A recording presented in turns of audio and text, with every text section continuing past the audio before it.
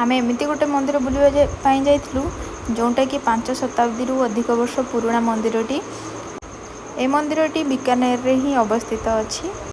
आउ ए मंदिरटी होची जैन संप्रदायर मंदिरटी। ए मंदिरटी देखिया बुलिया बहुत सारा पर्यटक माने आसंती जोटा कि फॉरेनर माने भी बहुत संख्या रे आसंती। आमे जाइलु मंदिर देखिया सेई टाइम रे भी बहुत सारा फॉरेनर आसथिले किंतु मु तांकर वीडियो नै नथली। ए मंदिर भितर जो भगवान विराजमान अछंती सी होचंती सुमतिनाथ जी भगवान। ए मंदिरटी खास लाल बिलुआ आउ शंख मलमल पत्थर रे निर्माण करा जायछि। आउ विशेष कथा है जे ए मंदिरटी 40,000 किलोग्राम घिओ रे ही प्रस्तुत होईछि।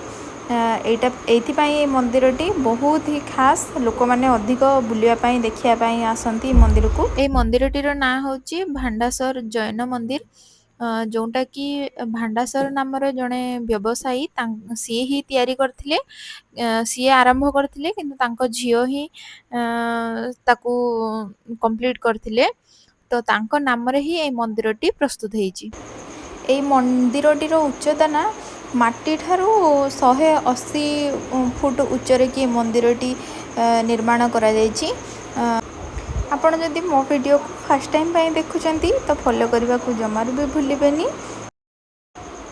आउ ए मंदिर रो उच्चता एते जे मु साइड रू आपण मन को देखै दोची कि जो टाउन अछि ता साइड रे घर ठू केते उच्चरे की मंदिरटा अछि सेटा मु आपण मन को देखै दोची कि बहुत ही हाइट रे मंदिरटा तैयारी हेची।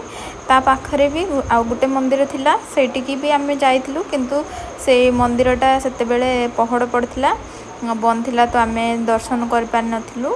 मु केते बेले आउ थरे केते बेले गले आपणको सह निहाती शेयर करबी। आउ आजिर वीडियोटी आपण मन को केमती लागला मते कमेंट रे निहाती जणाइबे। रहुची देखा हबो नेक्स्ट वीडियो रे। भलरे रुहंतु सुखरे रुहंतु भगवान को कृपा आपणको ऊपर सब बेले थाउ। रहुची टाटा।